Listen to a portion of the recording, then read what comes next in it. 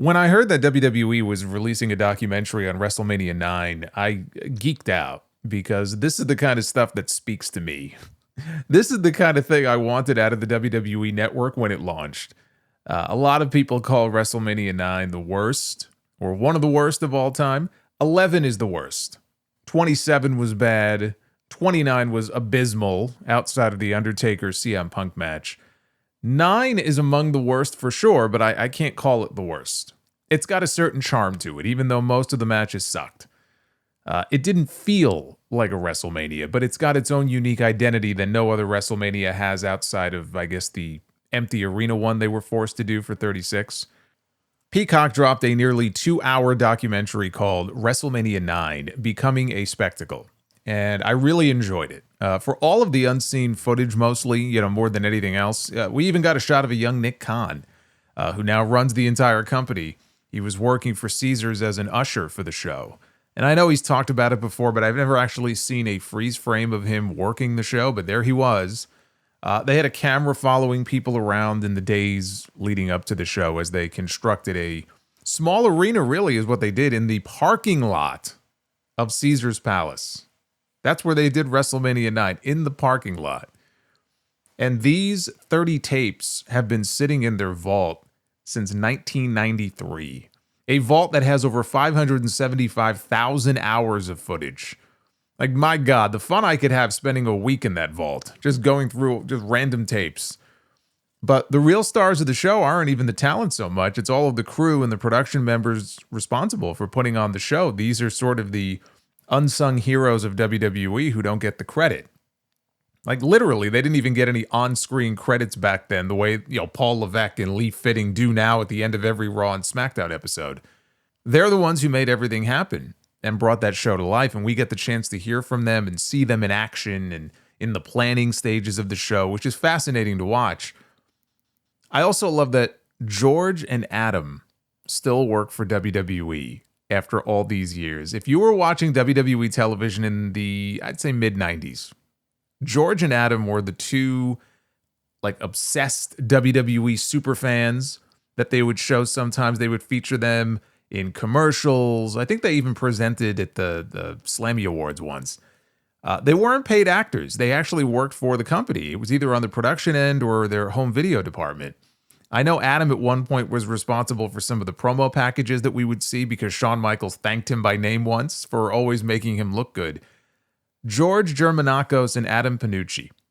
George is featured in this documentary right from the get-go. He's the one playing the tapes. He's the one sitting in the archives playing the tapes for us and giving us a little intro before each one to let us know what we're about to see. He works in the archives for WWE. He's got the best job.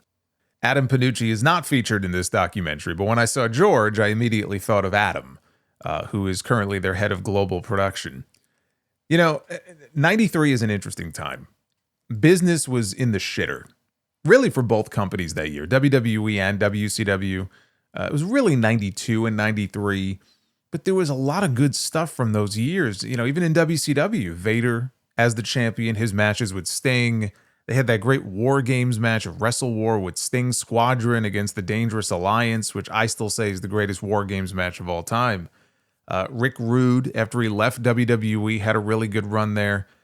And then you look at WWE, 92 is Ric Flair's first full year, really his only full year during that initial run. We got the greatest Royal Rumble of all time. I really liked WrestleMania 8. It's one of my favorite Manias. You had SummerSlam at Wembley Stadium, 80,000 fans. They couldn't do that kind of business in the States, but they were still very popular overseas. The buildings were not full during that period. It was the land of 1,000 gimmicks. Everybody had to have a gimmick. And it felt like they were in a period of transition, especially from 92 into 93. And a lot of that was out of necessity. Vince McMahon had the federal government breathing down his neck, the steroid stuff. A lot of those giant physiques magically started to shrink, or people just disappeared altogether. The era of Hulkamania was over. It felt like it was over. And they were ushering in a new era with guys like Bret Hart and Shawn Michaels, and they brought in Razor Ramon and Tatanka. It just felt different. And that's the thing about this documentary. It feels like they're stuck between these two eras. and they're not quite sure yet what they want to be. Because for all the new faces, by the time WrestleMania is over, they're back to the oldest face of all. And it feels like they're taking a step backwards when they were trying to move forward. But there are times watching this where they go way over the top talking about the significance of WrestleMania 9. You know, how without WrestleMania 9, Mania as it is today doesn't exist, which is completely laughable. If WrestleMania 9 never happened, WrestleMania exists today exactly the way that it does, with all the bells and whistles and pageantry and everything that comes with it. What it was the first WrestleMania they did that had a specific theme. You know, they billed it as the world's largest toga party. So they created this venue and they kind of did it up like something out of ancient Roman times. They had Caesar and Cleopatra, they had elephants and they had vultures and all kinds of animals. It was the first WrestleMania with a custom set. That is true. A lot of the WrestleManias that came before it had much bigger crowds because they hosted it in much larger venues. You know, WrestleMania 3, WrestleMania 6, WrestleMania 8, even the year before. But for the most part, they all looked the same. I mean, the ones from Trump Plaza, they had a different look to them because that was a very unique venue. But a lot of the other WrestleManias, they all just looked the same. WrestleMania 8 the year before had 60,000 people in the Hoosier Dome, even though it was heavily papered. I mean, a lot of those 60,000 didn't pay to get in. A lot of freebies given out. But as for the look and the feel of the show, it was very bland. You know, this was something unique that they created from scratch. And you could tell they had a lot of fun making it. Vince McMahon is featured a good amount. Not new footage, obviously, but just you can't avoid it. You know, you can't really do a documentary like this and show all this old footage without using the footage with him in it. He was obviously intimately involved in the planning of the show. But I do wonder if not having access to him today played a part in how little time they spent on what I was looking forward to the most and what I thought would be the most interesting part of the entire documentary, which was the decision to go with Hulk Hogan at the very end, getting the surprise win over Yokozuna and transitioning the title over from Bret Hart to Yoko to Hulk. They covered it. They didn't avoid it. I mean, they covered it, but they avoided any real discussion about what went into the decision. You know, ultimately, it was Vince McMahon's decision. You know, Bret has said certain promises were made to him and he was backstabbed. You know, that's his story. Hogan has his version of events, which it's Hogan. So right off the bat, I've been conditioned to not believe anything the man says. Because they didn't have Vince sit down for this, we couldn't get his perspective on what went into the decision. Like, of all the people, all the talking heads in this documentary, you've got Bruce Pritchard and you've got Basil DeVito and you've got all these people, these current and former WWE executives and people directly involved in the planning of this show. And it was great that they were able to get their perspective. But the number one guy, you know, if he even remembers a lot of this stuff, I mean, who the hell knows? He's almost 80 years old now, but would have been Vince, right? Because this was Vince's show. And so he would have known why we did this and why we did that. Obviously, they were never going to get him to sit down for an interview for this for obvious reasons. But we were missing that perspective. You know, as far as what went into that decision. How far back was the decision actually made?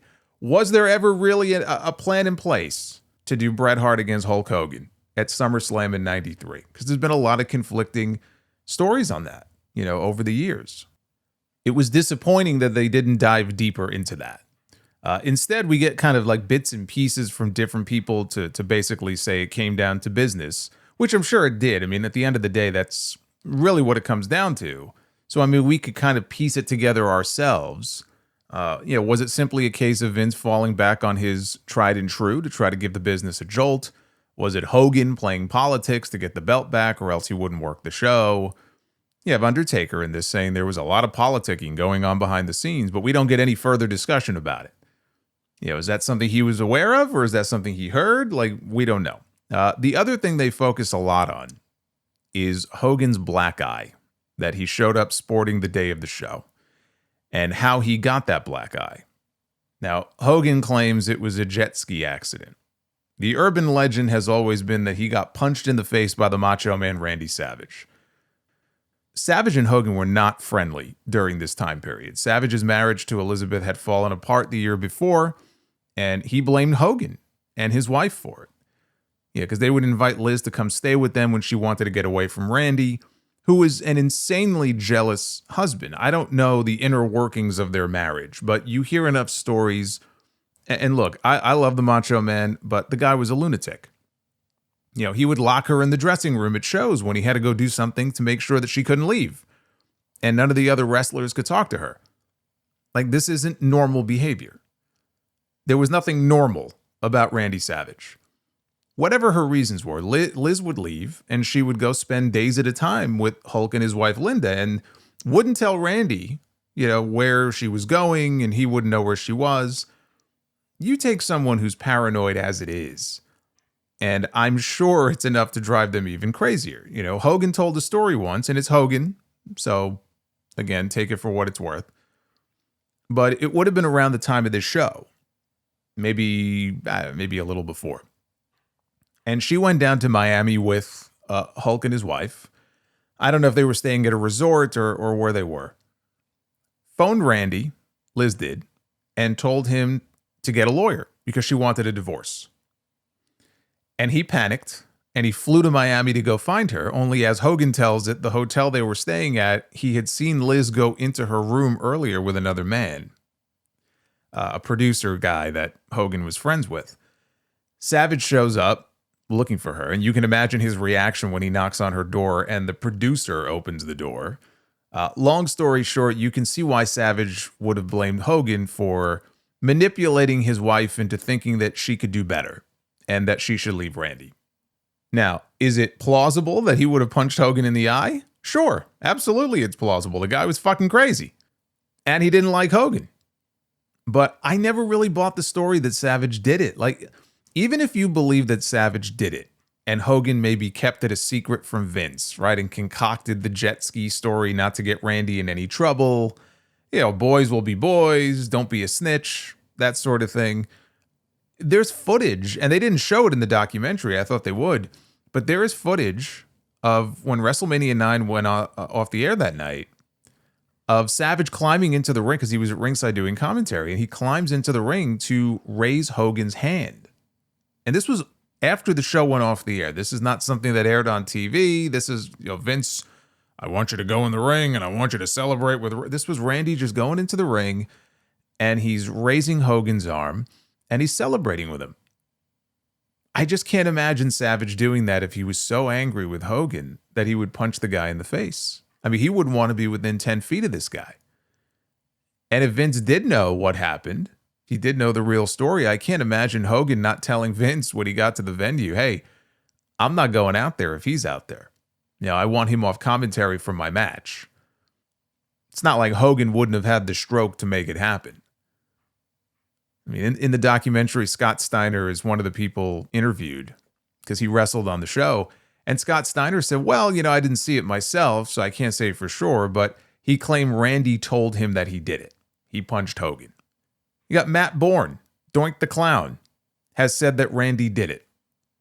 But Matt Bourne also said that Doink was going to be Hulk Hogan's original opponent for WrestleMania IX. So Matt Bourne may not be the most reliable source on this. Somebody asked Eric Bischoff the other day on Twitter about the story, the whole jet ski story. And Bischoff said that it was definitely a jet ski accident because he was negotiating with Hogan at the time when it happened, and that he heard immediate firsthand accounts from people who were involved. Now, no one is more in love with Hulk Hogan than Hulk Hogan himself, but a close number two would be Eric Bischoff.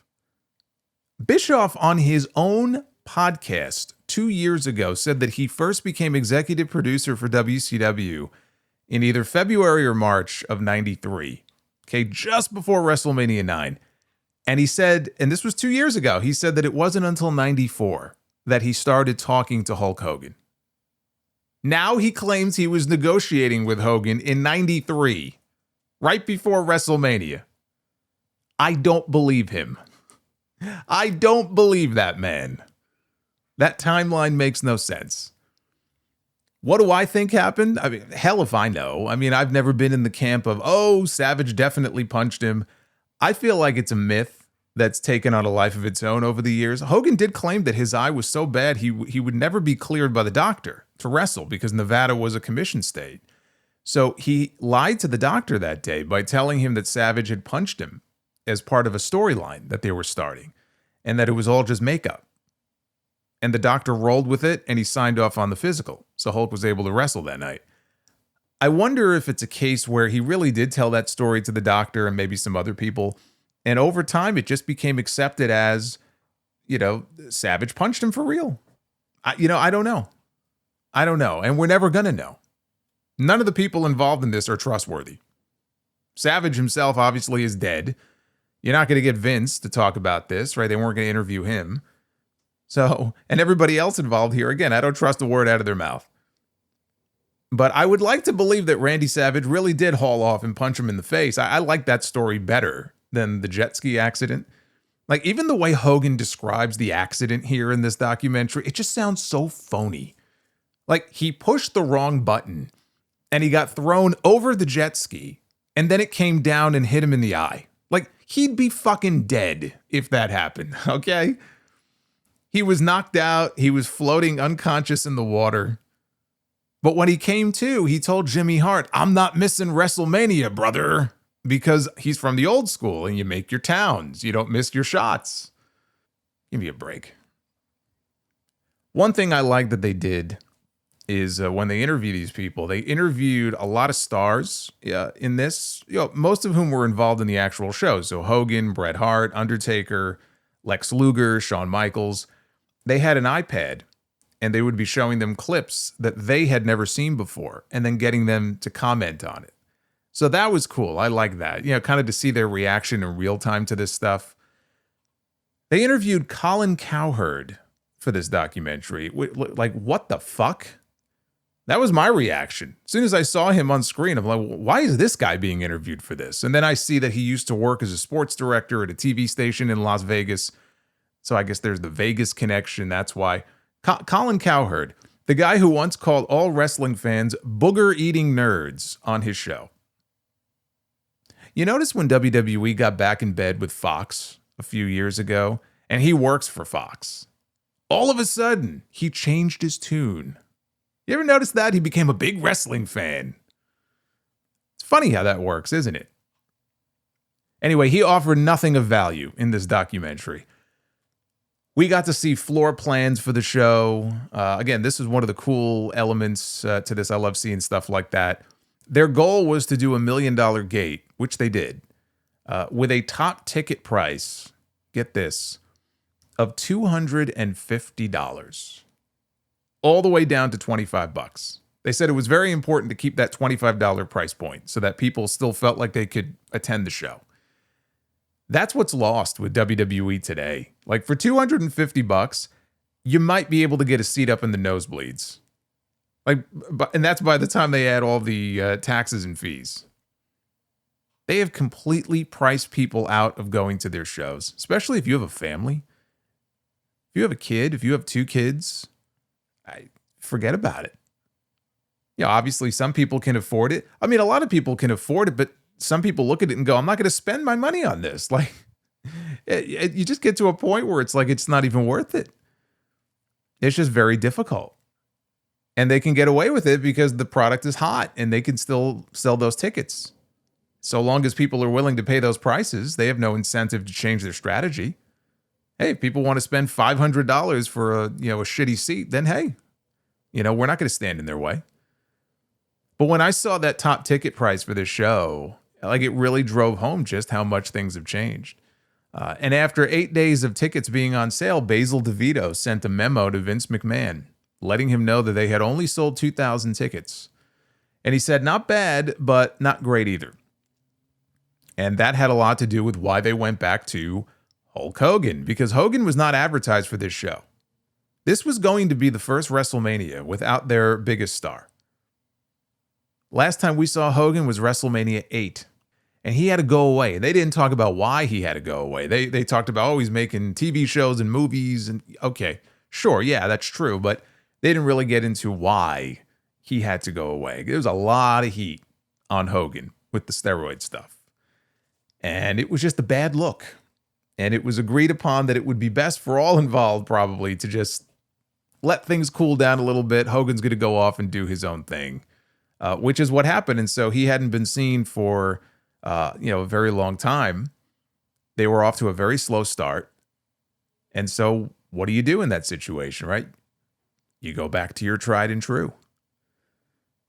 I loved all the footage of them setting up their little Roman Coliseum. It's pretty wild to think that there was a WrestleMania held in a parking lot. Like the first indie mud show WrestleMania was WrestleMania IX. They talked about Bret Hart against Yokozuna being the WrestleMania main event and how they were unproven in that spot. And there were concerns about that. Yes, that's why you go with Bret Hart defending against Randy Savage. Savage had just won the world title the previous WrestleMania. Now he's sitting at ringside doing commentary. Why not have Savage in there? He's been to the dance before. If you're worried about these guys being unproven in the main event, Savage has been to the main event a few times before.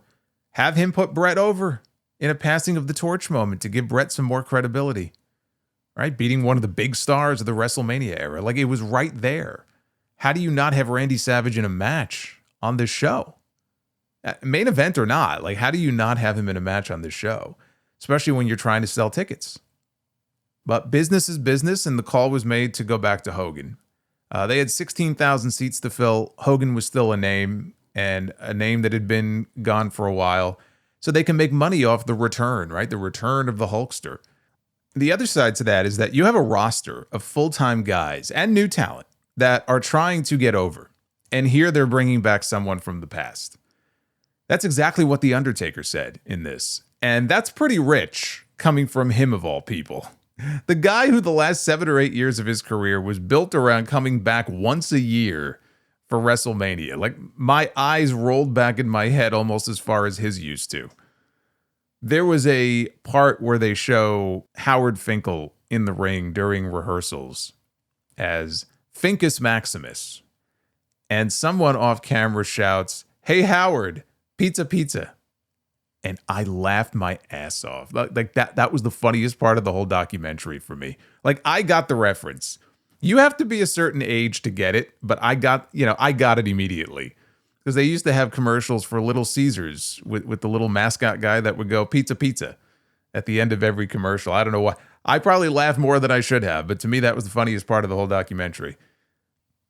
Watching the camera crew walk around filming guys, and yeah, that was cool to see The Undertaker just shooting them a death glare. Like, what the hell is this for? Yeah, because he was so protective of the gimmick for so long, especially back then. It's weird to see Gray Glove Undertaker out of character like that. They had footage of his entrance rehearsal with the giant vulture. He said that it's all he was thinking about. This bird's going to shit on me. Is this bird going to shit on me? He was not thrilled about this. Like, imagine the bird shitting on him during the show, and there's just nothing he could do. Like, he would have to no-sell it. And there it is, just like dripping down his shoulder. But they also had the brilliant idea to carry Yokozuna to the ring, and they very quickly realized that this is not going to work. So they scratched that idea. They showed clips of the dark match the day of the show. It was Tito Santana against Papa Shango. Papa Shango, he was thrilled about, just being on the show because Godfather lived in Vegas. So he was just happy to get a match, and his friends and family were there. If you count that match, even though it didn't air on TV, if you count it, Hogan is not the only one who worked the first 9 WrestleManias. So did Tito. Jim Ross made his debut on this night. He had to wear a toga. Hell of a first impression here. We had Bobby Heenan riding a camel backwards to the ring, where Bruce Pritchard is talking about it. He says that was Bobby's idea because Bobby thought it would be funnier. And then they went kind of match by match. We had some highlights, and they talked about the matches on the show. What they didn't mention is that Bam Bam Bigelow and Kamala were supposed to have a match on this show, but it got bumped for time. Shawn Michaels defended the Intercontinental title against Tatanka. And they didn't focus on Luna Vachon and Sensational Sherry's involvement in this match. This was the last Mania that Sherry ever worked. I have this as the best match on that show, even with the disappointing shitty finish that we got. They did a count-out finish here. The best match on this show on any other WrestleMania would be right in the middle. But on this show, it was the best match. The second best match is the tag team title match. It was the Head Shrinkers and the Steiner brothers. They didn't show the spot where Scott Steiner almost died. I think the spot was supposed to be a stun gun, but he went flying too far and the top rope got pulled down. And man, I mean, he took a header out to the floor. He is a very lucky guy because you can't see how he lands. The camera's not on that side. You just see him go over at an angle that looked like he was about to spike himself into the floor. How he didn't get hurt, I'll never know. But the Rick Steiner power slam spot off of Fatu's shoulders to Samu, that was cool. Razor Ramon and Bob Backlund, they had a nothing match. Crush against Doink. I mean, I maintain Evil Doink, one of the greatest gimmicks they've ever done.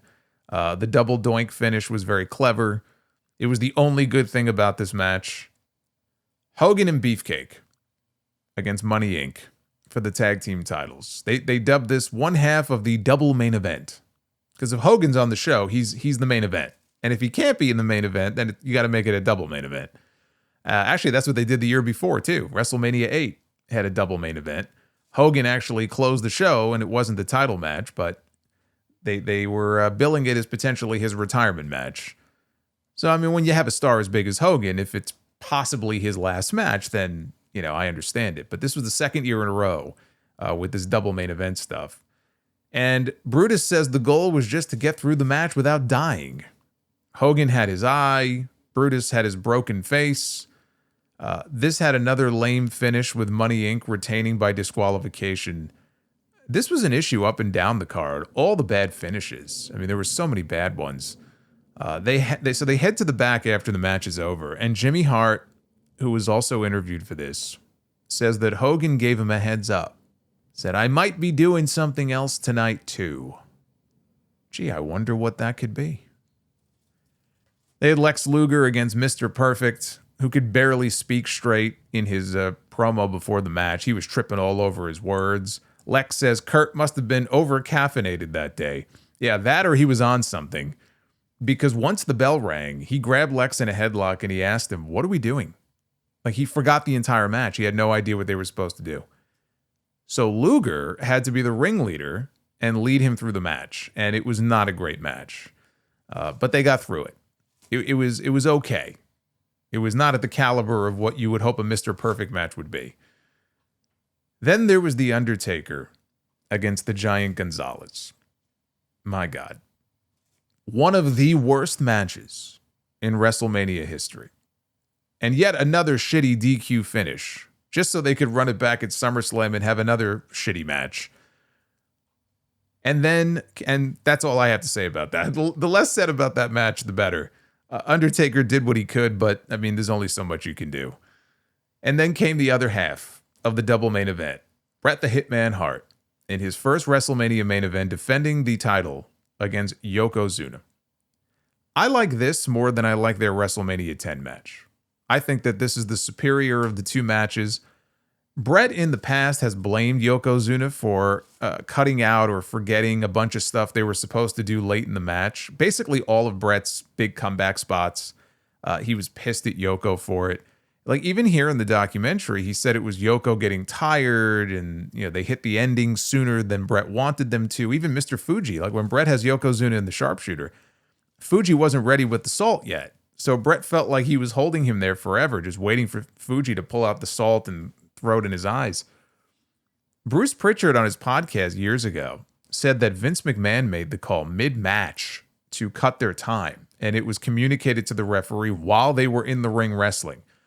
Because they were very worried about running out of time. Like, if you weren't off the air, I think it was like 5 minutes before the top of the hour, the pay-per-view companies would just cut you off, and the fans wouldn't be able to see the finish. I don't know if Bret knew that, because he still blames Yoko for the finish being rushed. But he gets hit with the salt, Yoko pins Bret, and he wins the title. And here comes Hulk Hogan to cash in his Money in the Bank. And how do they get there? They get there with Mr. Fuji challenging Hogan to get in the ring and wrestle Yokozuna. The champion after a hard-fought match, wins the title, and then issues a challenge to the challenger to get in the ring and fight him for the championship.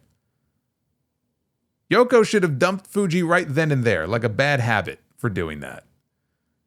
And it all sounds so stupid, but you can't say the fans in the building didn't buy into it because they went crazy for the finish. It was still Hulk Hogan.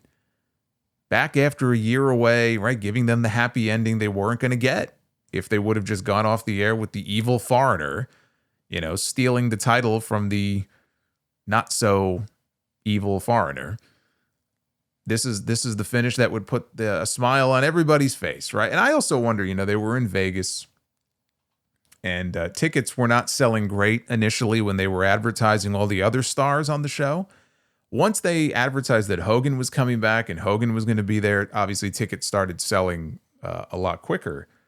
I do wonder what the percentage was of people in the building or in, the building, in the little makeshift stadium there, of actual like regular WWF fans or like hardcore WWF fans, and people who were either casual at best or not even wrestling fans so much as they were in Vegas and they were looking for something to do.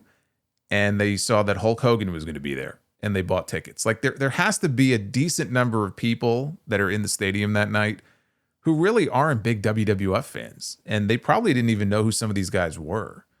But everybody would have known who Hogan was. So I'm sure there was a little bit of that going on too. But yeah, I'll tell you, as a kid, and I wasn't super duper young at that point, but as a kid, it was an exciting finish. It was.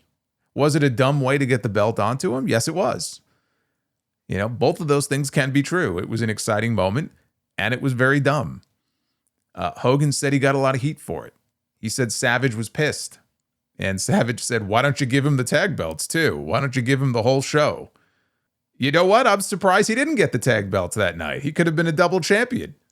But then that just means he has to do 2 jobs instead of 1 to drop them all. Luger says there were some eyebrows raised in the back by that finish. Shawn Michaels says they felt they were moving to a new generation, and Bret was very upset that day. He let them all know that he was very upset, and they were all in agreement with Bret. Undertaker says he sees both sides. He sees the drawing power of Hogan, but he also sees the side of the guys who are working to be the next Hulk Hogan. And Bret said it went against everything Vince had told him up to that day. Vince told him, look, it's just a change of direction. Hogan says he pitched the idea to Vince, but he notes that Vince wanted him to pass the torch to Yokozuna. So the idea was for him to win it at WrestleMania and then drop it back to Yoko at the next pay-per-view. Now, remember that if what Hogan says is true, this was all laid out well in advance, right? Him winning the belt so that he could then drop it to Yokozuna at the King of the Ring, okay?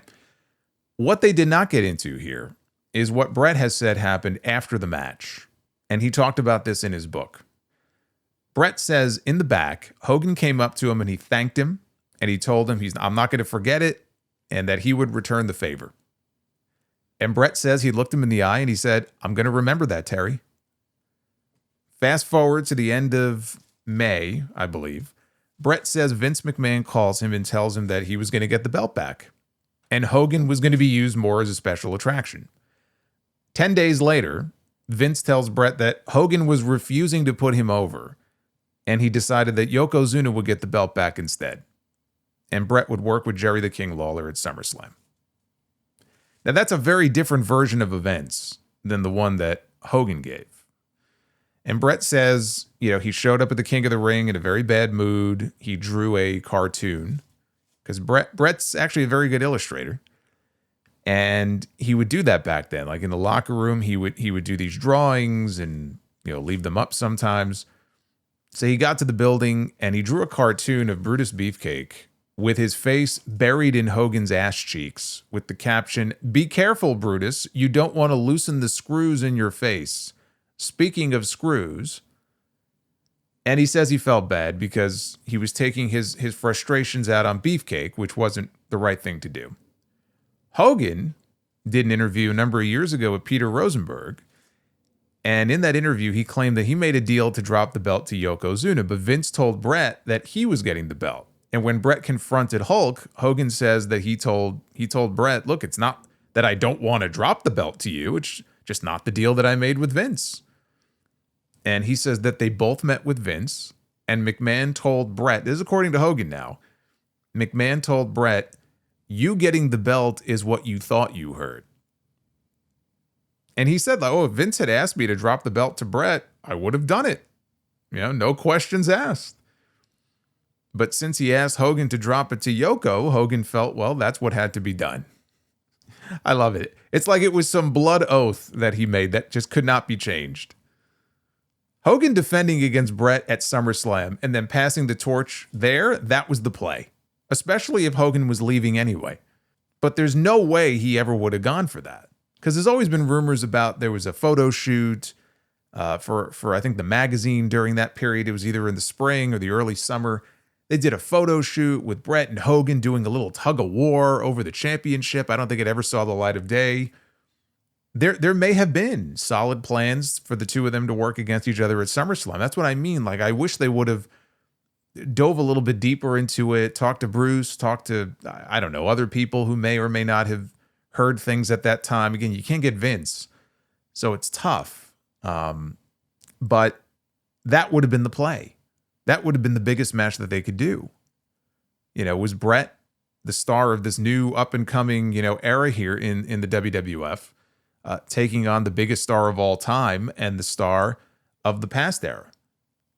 But the idea that Hogan would actually go in there and do a job for a guy like Bret, like a smaller guy like Bret, there's just no way.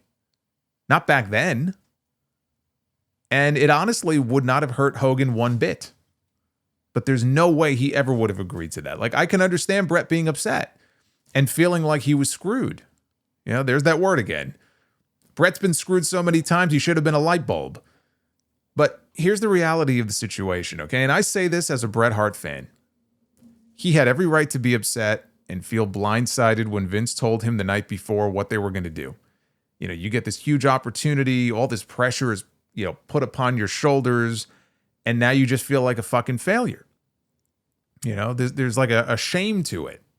I wasn't good enough. That's why you're taking this away from me. But you look at every single WrestleMania before this one. Every single one of them ended with the babyface or babyfaces celebrating. It was a babyface territory. Vince's mindset was, we have to send the fans home happy at the end of the show. He didn't want Bret beating Yoko, so Yoko had to win. But then how do we give the people the happy ending, right? This is what he came up with. Then you add to that how business was doing at the time, which was not great. Like, I don't think it's fair to lay all of this at the feet of Bret Hart just because he was the champion, but he was the champion at a time when business was down. And him on top was not doing enough to change that. Vince tried to build for the future without Hogan in '92, and it didn't work. And so he felt he needed Hogan back, or else WrestleMania was going to be a dud. Like a lot of the other pay-per-views, they were not doing as well buy rate-wise as they did with Hogan on top. And he was very worried that the same thing would happen to WrestleMania. They were having trouble moving tickets. Once Hogan was announced, tickets started to sell. The buy rate was low, but not as low as they expected it might be. Hogan may not have been the draw that he was in '86, in '87, but he was still a draw. And he was still the biggest name in wrestling, and Vince made a business decision. Bret looks at it like a personal offense to him. It wasn't. It came down to dollars and cents. Like, how can we make the most money on this thing without losing our shirts? This is different from what happened in Montreal, where, Bret had creative control written into his contract. And he was flat out told, like, even the day of the show, like, what the finish was going to be, and they double-crossed him. That's a very different situation. Like, Vince never told him here that he was going over at WrestleMania IX. I mean, Bret may have assumed that he was, but he was never told that. Bret Hart in 1993 was not the draw that he would go on to become. And even the draw that he would go on to become, he was never the draw that Hulk Hogan was. And when you're a promoter and business is down, you fall back on your top attraction.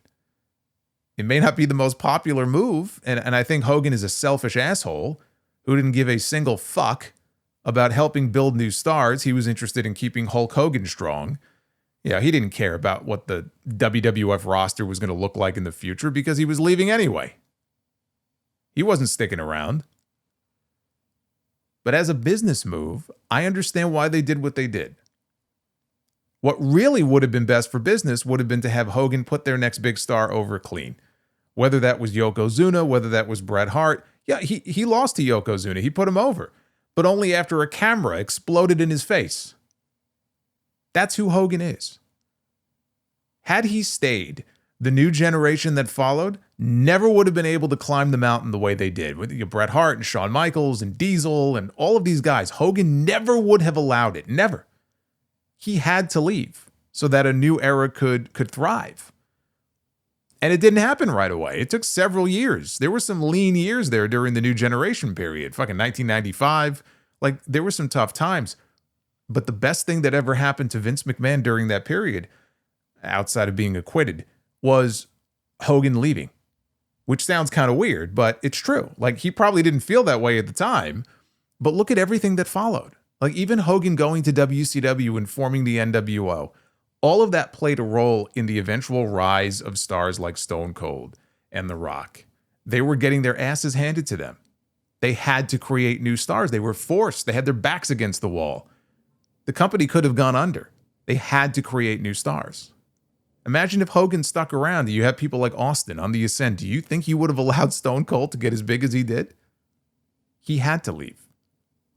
But I enjoyed this. And if you're into the behind-the-scenes stuff, you will too. There's some of the usual fluff, but I think they kept it to a minimum. Again, WrestleMania IX may be the worst WrestleMania when it comes to match finishes. I mean, there's so many terrible finishes on this show, but I can't call it the worst WrestleMania of all time. Like, even the bad stuff, it's never boring. There's nothing worse than a boring WrestleMania. There's some bad stuff here, but it's never boring.